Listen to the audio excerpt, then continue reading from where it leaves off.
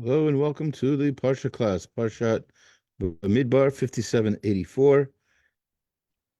Chodesh Tov, almost Rosh Chodesh Sivan, Baruch H-Shem, and it is the holiday, the month of Torah, and we should all be able to have the merit of learning Torah together and gaining the instructions that the Torah gives us, the instructions for life in this autobiography of Hashem, as we continue the story of the Jewish people as they begin their journeys through the Midbar, and ideally, or at least in theory, they were supposed to be on their way now directly into Eretz Israel. According to different midrashim, they were supposed to go in there immediately without a war, without anything. Moshe was going to take over. They would build the Beit Hamikdash. Mashiach would come, and that would be the end of history. Everything would be good. There'd be no more war. There'd be peace in the world. It'd be a wonderful thing. Of course, we know later on we'll see in Sefer Bamidbar that was messed up. The Jewish people were not perfect in their behavior, and they in effect basically changed the whole course of history, and we have what we have now, all because of what happens in this book. So it's a pretty important book, I would think, worth studying if we don't want to repeat the mistakes of the past. And if we really want to understand what the ideal was for us that we did not achieve. So let's start with a quick, there isn't really much to summarize in this particular parsha. It is called Bamidbar, but there are other names for the Sefer. In English, we know it's called the Book of Numbers. It's a very good name for the book, considering the fact that there's quite a few times in the course of Bamidbar when there's a census taken of the Jewish people, where Hashem wants to recount how many Jews there are, how many Jews survive, how many Jews, etc. And all that starts in this week's parsha with the first census of the Jewish people, followed by then a census of the Leviim separately. They're also counted on a much different scale. They're all for the majority of the Jewish people were counted from the age of 20 and onward, between 20 and 60, and the Leviim are counted from basically from when they're babies. So and yet significantly, and there's a Ramban about this, significantly, the numbers of the Leviim is still quite low, much lower than everybody else, and that's even despite the fact that they're counted from a younger age, and they didn't get hurt during the time of the golden calf. So it's a very interesting point. And then and that's how the parsha continues with this sort of counting.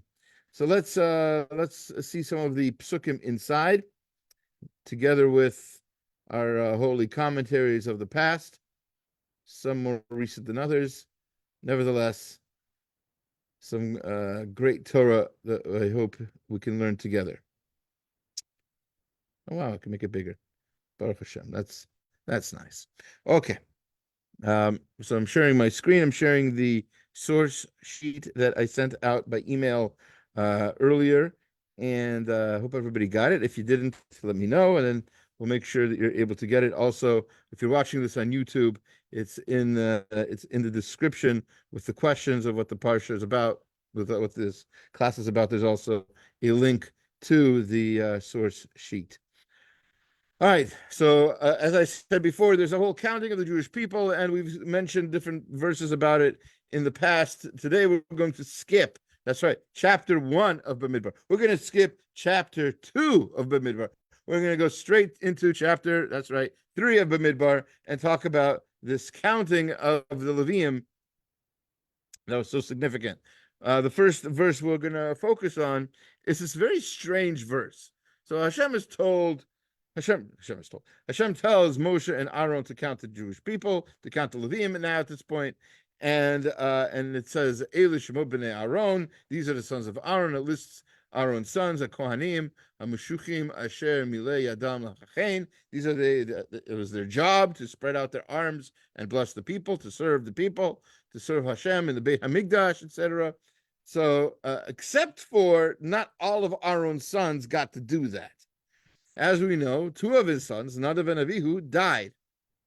And instead of just mentioning that as like a passing thing, like we're not counting Nadav and Avihu because, well, they're not around, the parsha, the pasuk seems to dwell on the fact and almost, uh, you know, publicizing it, making it into a much bigger deal than we would have thought.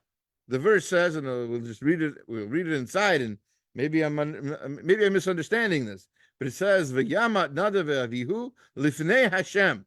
Nadav and Avihu died before Hashem, lifnei, in front of Hashem. B'hakrivem eish zara lifnei Hashem, because they brought a foreign, an unusual, an alien fire before Hashem, Bamidbar Sinai, in the wilderness of Sinai, Uvanim lo hayu lahem, and they didn't have sons. V'hachein Elazar v'Itamar al pnei Aharon avihem. And so therefore Elazar and Itamar, the other two sons of Aharon, they were the ones who served as Kohanim in front of Aharon, their father. Strange, really, because of course they served in front of their father. They became Kohanim in his lifetime. And that's not unusual in any way, as the Ramban is going to point out soon. You would expect them to be Kohanim in their father's lifetime, right? As soon as they're born, as soon as they become bar mitzvah, they are able to serve in the Beit HaMikdash. Usually, at the age of 13, that's within the lifetime of a father. So that shouldn't be like, wow, they got to be Kohanim while Aharon was still alive. That's, yeah, and then, of course, the question I mentioned before is also going to be dealt with in this Ramban. And that is that Nadav and Avihu, says, died before Hashem. Well, of course they died before Hashem, because frankly, everybody does. Because Hashem is everywhere. And anything that happens is before Hashem. So what is it? There's a lot of lifneis here. Al pnei Aharon, lifnei Hashem. What are these supposed to teach us? So the Ramban starts out by quoting Rashi, and then explaining the Rashi, because it needs explanation. It says Rashi, b'chayav. When it says that they died before their father, it means they died in his lifetime. In fact, that's I didn't want to give it too much away, but that's how Safari even translates that. They served as priests in the life. Oh, sorry, no, sorry. I meant over here, right? Right. By Eliezer and Itamar, they served as priests in the lifetime of their father Aharon. Al Pnei means not just in front of him, like, whoa, like somebody just, cut out in front of you in traffic or whatever. In front of you means in your lifetime. While you're alive, something is happening. So during Aaron's lifetime, his sons were serving in the Beit HaMikdash, or serving in the Mishkan. What, doesn't it say in the Torah, like Moshe went before God, or God went before Moshe, or something like that? Yeah, well, that's talking. What does that mean? Oh yeah, that's a whole other discussion, another parsha. But yes, but that doesn't mean in the lifetime, but also God was everywhere, but then He's specifically in a certain place. No, so in those verses, there's a lot of anthropomorphism of Hashem. That Hashem, it's almost like Hashem is physical. Moshe sees his back. Hashem tells him to hide behind a rock so he won't see him. So those particular verses are very confusing and very strange, very unique. I strongly recommend you, if you have a chance, that you go back to that parsha and study that. But over there, we've given some commentaries in previous years about how that's sort of the intent, is to show how intensely Moshe felt Hashem's presence. Then it was almost like he was physical. We don't. That's the way the Rambam and others understand it. That Hashem has no physical body to be hiding. So there's that. But back to this though. So al panei Aharon Avihem, in front of Aaron, it's in front of Aaron, it says Rashi b'chayav, in his lifetime. And again, that shouldn't be such a shocker to us, because like I said before, almost all Kohanim serve in their father's lifetime, at least somewhat, right? Their bar mitzvah, their father's what, 30 years old? It's not whatever it is, right? 30, 35 years old. He's not going to be, that's way beyond, way below the standard lifespan of Kohanim at the time. All right, so I'm sorry, I'm just thinking, wasn't Moshe like 80 or 90 years old by now? Yeah. Wasn't Aaron older than him? Yes, by a couple of years. That's an old guy to have kids around. No. Okay. Yes, I mean he lived a miraculously long life. He died another 40 years later, right? From this point, right? Moshe died when he was 120, right? Aaron died not so much earlier than that, so he was even older than 120, really. So yeah, pretty amazing. Absolutely. And but his sons were much younger, at least 40 years younger, and they served while he was in his 80s. And it's not, if you think about it, I mean, this is not really the time for this discussion, but if you think about it, we're surprised by somebody being very, very old. But it seems that, in healthier environments, when there's less, pollution and less diseases in the world, so people could have lived longer times on healthier diets, less processed foods, or whatever it is you want to say. There's probably a good couple of hundred reasons you can think about why people live shorter lives nowadays. But even nowadays, even with the pollution and even with the processed foods, we could live to 100 pretty easily nowadays, considering. I'm not suggesting that people not take care of themselves, by the way. I don't want any hate mail here. All right. Anyway, so the Ramban is now going to explain the Rashi, because again, Rashi is very hard to understand, that he says that they served in his lifetime, because that should be normal. That shouldn't be something that Rashi should have to comment about. So says the Ramban, the second line there,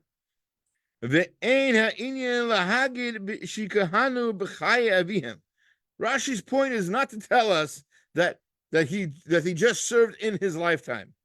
That's not the point, because kikol ish mibnei kohanim yichachen b'chaya aviv. Almost every Kohen serves in their father's lifetime. Like I said, rak ba'avur amar hakohanim hamushuchim. They're not just regular kohanim; they are anointed kohanim, which means what? Shayu gam heim kekohanim gedolim. They were like kohanim gedolim. What does that mean? Nimishachim kamohu b'chayav. That they were anointed. The oil was poured on them, and they were made into kohanim gedolim during his lifetime. Lo yaseh kein ledorot. That doesn't happen in future generations. What he's talking about here is that the Kohanim in general do not get anointed. Only the Kohanim Gedolim get anointed. But when Aaron became the Kohen and his sons became Kohanim, they were all anointed with oil. And what that means is he saw them serve with this oil on them. Now, before we get too grossed out by the idea of oil being on our bodies, there's a symbolism to this. And the Ramban actually explained this elsewhere as well. But the idea is that oil runs, oil pours, oil has this is slippery, right? And that symbolizes our desire, our readiness to change, to do mitzvot, our what's called zrizut, and that's what one of the things that the Kohanim were famous for was this desire to do the mitzvot, to do them right, to do them fast, to do them correctly, and that's what the oil represents. There's a midrash that says, based on a pasuk in Tehillim, that the oil that was poured onto Aaron when he became Kohen Gadol remained in his beard for the rest of his life.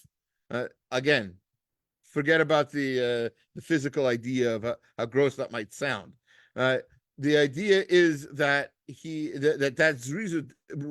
If anybody represents the idea of like running to do mitzvot, chasing after a mitzvah, it's Aaron, and that's what that oil represented. And what he was lucky enough to see was he was lucky enough to see his sons anointed as well. And that's what it means that they were Kohanim in front of him. They were on a great level in front of him. And that's what the Torah is pointing out. Is that the whole idea with oil? Like it stays with you forever. So like Sure. that also stayed. Yeah, exactly. I can barely get oil out. It takes like 5 hand washes. It's not easy. You need to use hot water and everything else. That's true. It's always in his beard. But that's only one explanation. He gives another explanation. He says, Nachon, and another, he says, Nachon usually means this is a better explanation. If he had a choice between, he didn't even have to write that one. It's always interesting about the Ramban. He writes multiple explanations, and he said, the one I like the best is this one. So just write that one. Why are you writing other ones? It's because all of them are true. So that's one true answer. Let's leave it at that. But even the better answer is ki al penei yachzor al harachok, because in the presence of also means to refer back to what was mentioned just now about Nadav and Avihu, to sort of separate them. Say lahavdil, Nadav and Avihu died, but these ones, Baruch Hashem, they stayed alive, Eliezer and Tamar, and they were able to be the Kohanim during Aaron's lifetime, as opposed to, in contrast with Nadav and Avihu, who passed away. V'yamat Nadav and Avihu l'fnei Hashem al pnei Aaron Avihem v'akravam eish zara. That's what it said earlier, that Nadav and Avihu died in front of Hashem, in front of Aaron their father, when they brought this fire. V'kach nemar b'divrei hayamim v'yamat Nadav and Avihu l'fnei Avihem v'banim lo hayu lahem v'yichahanu Elazar v'Tamar. So the verse in Divrei Hayamim that describes this in one of the last books of Tanakh. So it says there in first Divrei Hayamim, Perek Chav Dalet Pasuk Bet, that Nadav and Avihu died in front of their father, and they had no children. But however, Elazar and Tamar were Kohanim. In other words, that's that contrast, and that's why it says that in his life, and that's why Rashi makes a point of that. Now we still have to explain. We spent a lot of time, but what does that mean that they died in front of Hashem? And all of these verses say that, by the way, that none of it who died in front of Hashem, as if something can happen not in front of Hashem. So hatam lifnei Hashem, the meaning of lifnei Hashem is shemeitu b'neis sheba mi'ito. They died because of a nes, because of a miracle that happened from Hashem. They did not just die a normal, natural death of old age or illness or something like that. They weren't murdered. They were taken miraculously, magically, if you will, right? Their souls left their bodies, and it was quite a sight to see. It was a miracle, and it was quite clear that they died through Hashem's hand directly, because they disobeyed Hashem directly. And v'chein nemar hamaraglim hamagefa lifnei Hashem, and that's what it says later on, as we mentioned, as we referenced before, the maraglim, the spies, they died before Hashem, meaning that they died by a miracle that was caused by Hashem. They died in a miraculous way, and that's what it means to die lifnei Hashem. Okay. I was hoping you would allow me to bring up an interesting point that most people don't usually think about.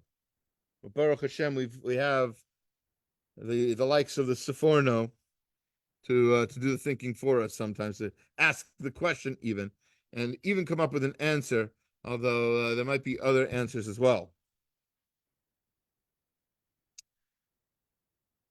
the Jewish people were supposed to be led by their leaders were supposed to be their firstborn, the Bechorim. And famously, the Bechorim, because they did not stop the Jews from worshiping the golden calf, they were punished, and their service was curtailed. Their ability to serve in the Beit HaMikdash, in the Mishkan, as it was then, was taken away from them and was given instead to the Leviim. By doing so, however, it would seem that, just with that information I just gave you and nothing else, it would seem that they lost the firstborns lost all their privileges. They lost all their rights. But we know that's not the case. There's still halacha, for instance. There's still the idea of being podeh bechor, being when you have a firstborn child, and neither the mother nor the father is Cohen or Levi, or the daughter or son of a Cohen or Levi, and that firstborn child is a male. So on the 30th day, there is a redemption of that firstborn. There's a whole ceremony by which we know that the firstborn is supposed to be responsible and have this job in the Beit HaMikdash. So we basically we pay off the coin. We don't really bribe, it's a mitzvah. But we pay off the coin in order to not have to give up our child as a servant to the Mishkan, to the Beit HaMikdash, because we currently don't have a Beit HaMikdash anyway. But that's not why we do it. We do it because really, in a sense, they lost that job of working in the Beit HaMikdash, working in the Mishkan, and that job was given instead to the Leviim. So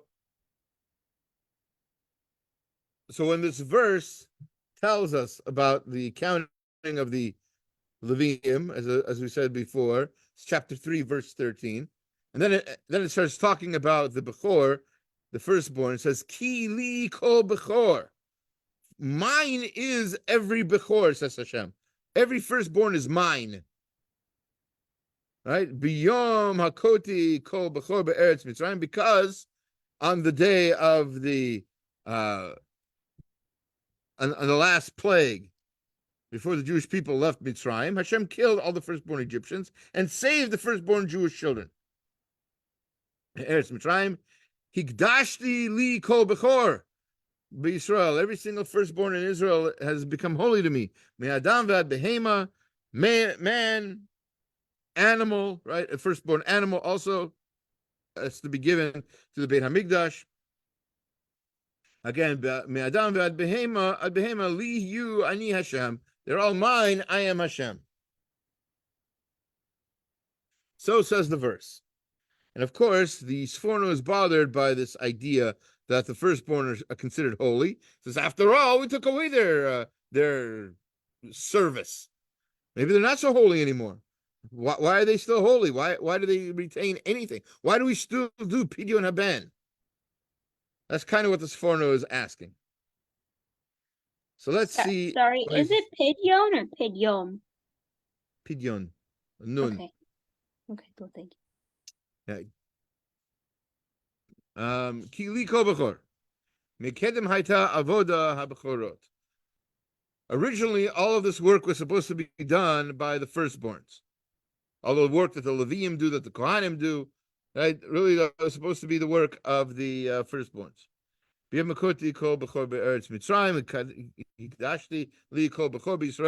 But Hashem sanctified the firstborn Jews by saving them at the time of the Yetziat Mitzrayim. Amna b'makat bechorot shayu bechorot roim liyanesh me'avon hador mipnei hayota miyoter michbadim yotem bilti roim lahatzel mimakat medina me'inyan pen nisfa me'avon ha'ir. When Hashem was killing the firstborn Egyptians. Says this Forno, the firstborn Jews weren't much better. They also maybe deserved what the Egyptians got. That generation wasn't so great. They're already fallen to the 48th level of Tuma, right? That's why Hashem had to sort of hurry and speed the Jewish people out of Mitzrayim, because another second and then they'd be gone. They were so, they're so in the filth of Mitzrayim, Avodah Zarah, and the immorality, and everything else that you can think of what's going on in Mitzrayim then. Not different from what's going on now. But they deserve the punishment as well. Why? Because they're firstborns. And what do we always know about firstborns? One thing's for sure, they are supposed to be, in a sense, a sort of parental role is placed on them, and they're supposed to be in position of leadership. It's a lot of pressure, by the way, for firstborns, which is why very often firstborns crack. And almost throughout the I say this as a not firstborn. If you look throughout the history of the Torah, through story after story after story, firstborns crack and don't don't stay with the responsibility that they've been given. Very often, it's a lot of pressure. It's it's understandable that the firstborns don't take it very well necessarily. But really, he says this Forno, the Royim, they weren't really worthy of being rescued. Hashem is saying, but I rescued them. In order to sanctify them for me, Kamishpat Kol HaKodesh Shehu Asur Begiza Bavoda Lamani You Mutarim Bezeh Vitzrachtim Pidyon. There's that word you were asking about earlier, right? See that the fourth word on the line there, Pidyon. Yeah, see that? Yeah. So that's. I just learned the sixth aliyah, and they said Pidyon with a mem, and I'm like, what? I don't know. Is it interchangeable? I'd have to see that. I don't have the sixth aliyah memorized quite yet. You'll have to point it out to me later. Anyway, so the verse says, "Pentisafe ba'avon ha'ir." The verse in Shemot says, "You'd be taken away with the sin of the city." So Hashem saved them to be holy to them because He wants them to be engaged in a holier task and not in what they were doing before. So they're being saved. It wasn't they're being saved because they deserved it. They were saved because Hashem felt, and Hashem knows what to feel, right? Hashem realized that the firstborns could have a great impact on everybody else. And He wanted them to be pater min ha'avoda and not have to do any work. V'avshev shechatu ma'astem lakachti Leviim tachtechem lefidyon v'yu li Leviim la'avoda.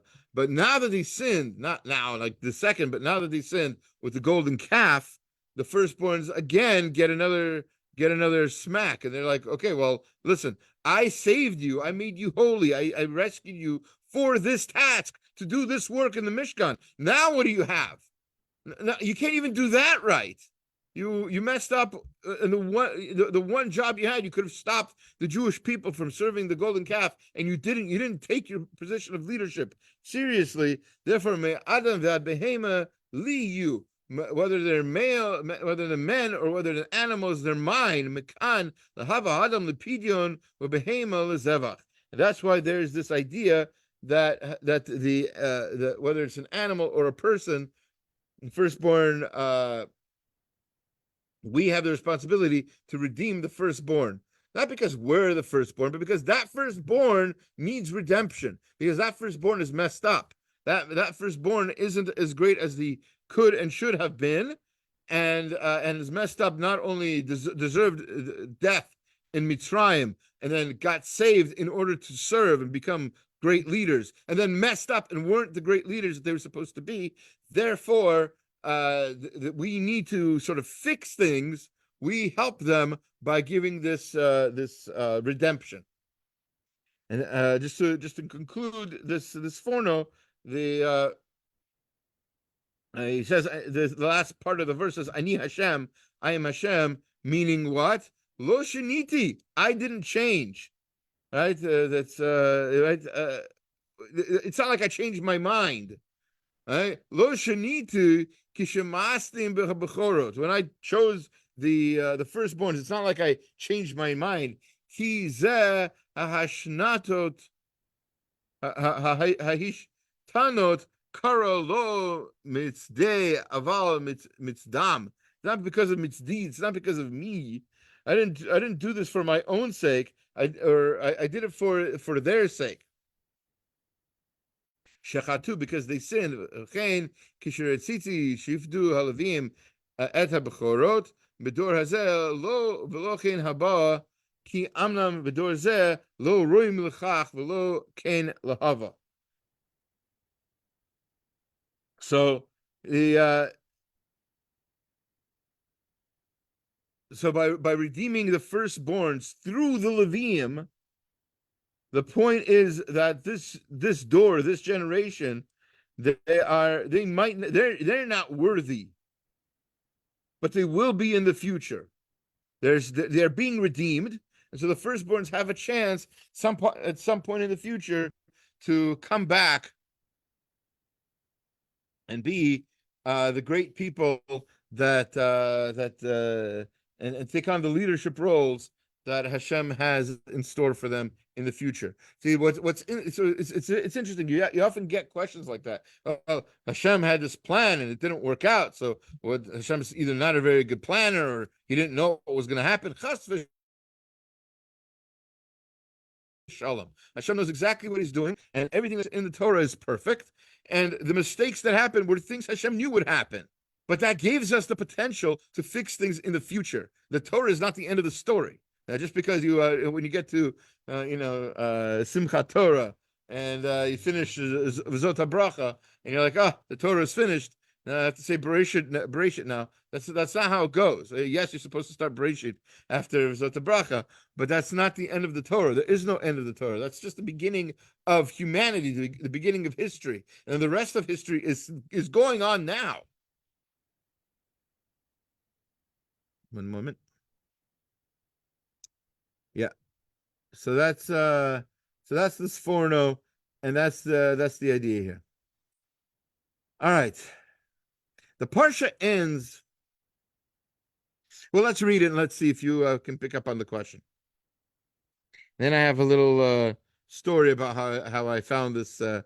It's a little hashgacha pratis story. It's a sort of a mitzvah to publicize these things. So I was learning through the parsha. I think it was last year, and get to the end where it says these verses, and the verses are V'daber Hashem al Moshe ve'al Aharon leimor. Hashem spoke to Moshe and Aaron. He said, Al tachritu et shevet mishpachot hakhati b'toch Leviim. Don't let the Kahatim get cut off from the other Leviim. In other words, because the Kahat had one job, the other Leviim had another job, Merari had another job. Everybody did their own thing.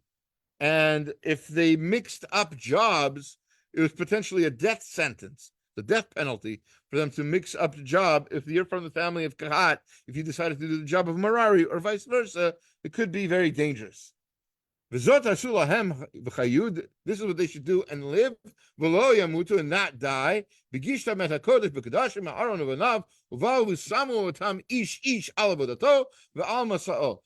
man should do what his job is and not do another job.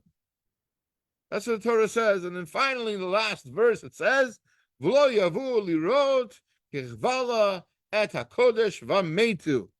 should not play around with what's holy. They should not take apart the Kodesh and die.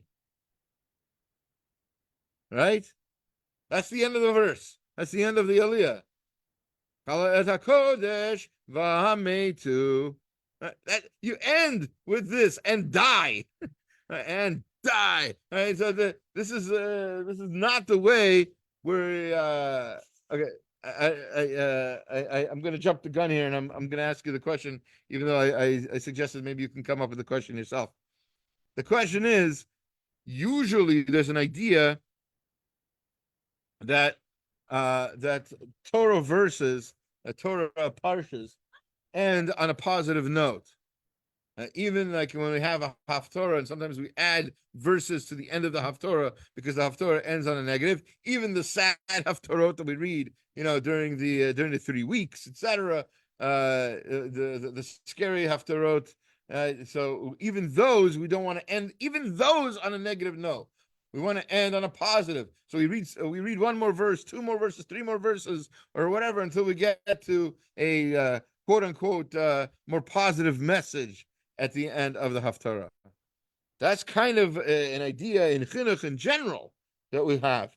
There's a lot in Judaism that you can focus on that's negative, punishments, and don't do this and don't do that, and death penalties and lashes and all kinds of negative things we could focus on, but that's not the correct way in Chinuch. The rabbis, teachers of students are often reminded that it's an important thing to focus on the positives in Judaism. There's a lot of positive. This is the way of life. This is what makes us happy. This is what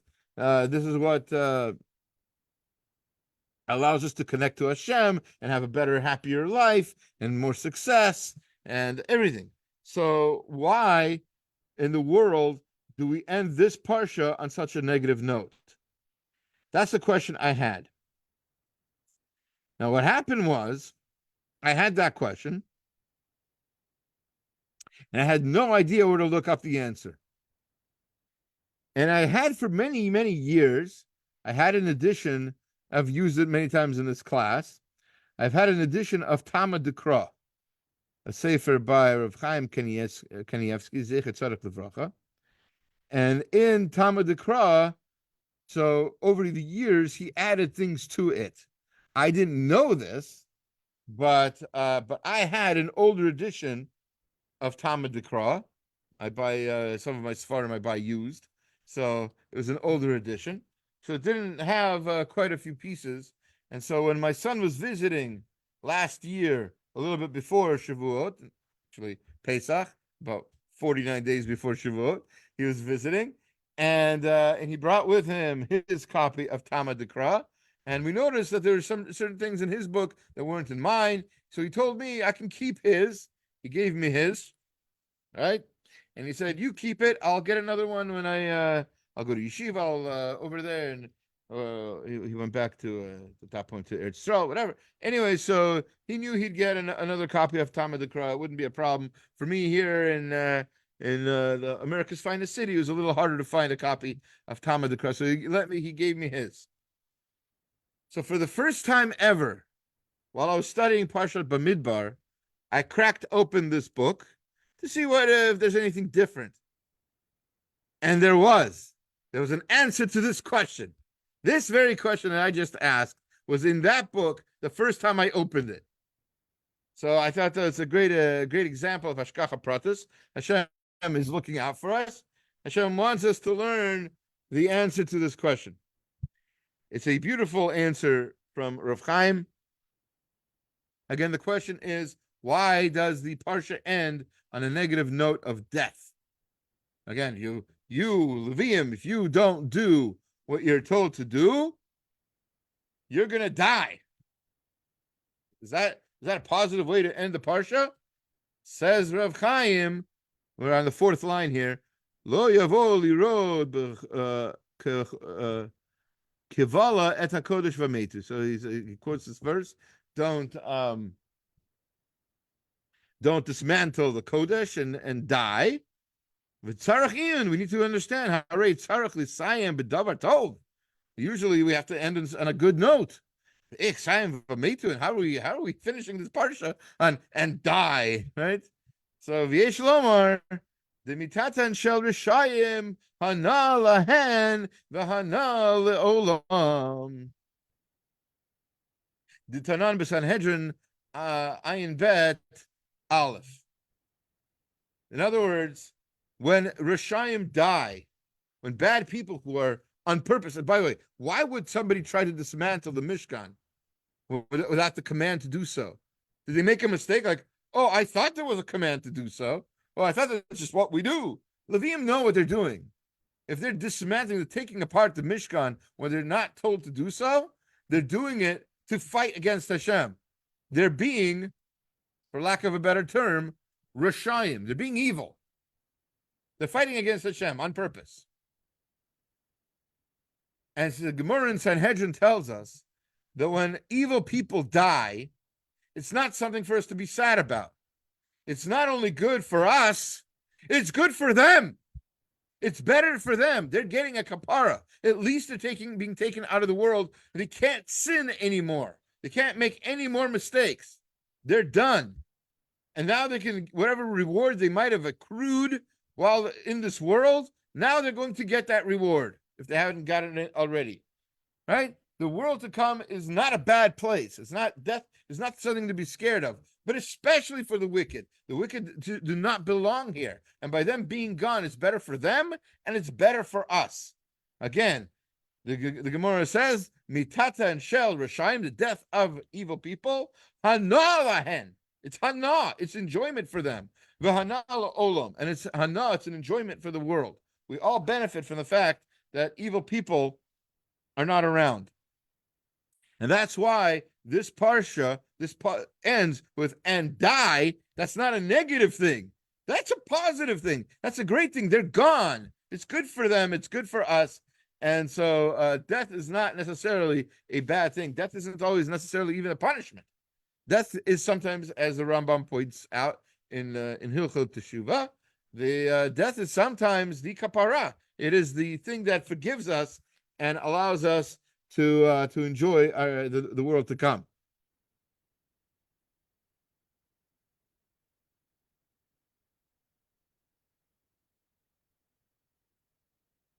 And he says, he gives another answer as well, that also it doesn't say and vayamutu, and they will die. It's a warning. Right? It says, so vametu. So don't do this. Right? Lo yavo. Don't do this and die. In other words, this is like it's like a warning sign. It's not telling them. It's not cursing them that they will die. It's warning them from doing this thing to avoid death. So again, that's not a negative thing. Also, because any kind of way that you could warn somebody to avoid death, any kind of protection that you're providing is a positive thing, and that's a beautiful thing also. So all of these are different answers to why the parsha ends, and what seems like to be a negative, but indeed it can't be, because parsha don't end on a negative. That's the rule. And Rav Chaim Kanievsky explains again that one answer is that their death isn't so bad. It's actually a good thing for everybody. And on the other hand, it's not their death. It's a warning to avoid this thing, to not die. He actually ends the last word. He says, "V'nachon." This is the correct answer. This is the better answer of the two that he provides. So again, we had today the Ramban and the Sforno, Rav Chaim Kanievsky quoted a little bit of Rashi and some other greats. And thank you for listening. And I hope you have a good rest of your week as we prepare for the coming of Parshat Naso, the great next Parsha after Shavuot, and the holiday of Shavuot itself. Thank you for listening. I'm going to now stop the live feed to Facebook. If you have any questions, now would be a great time to ask.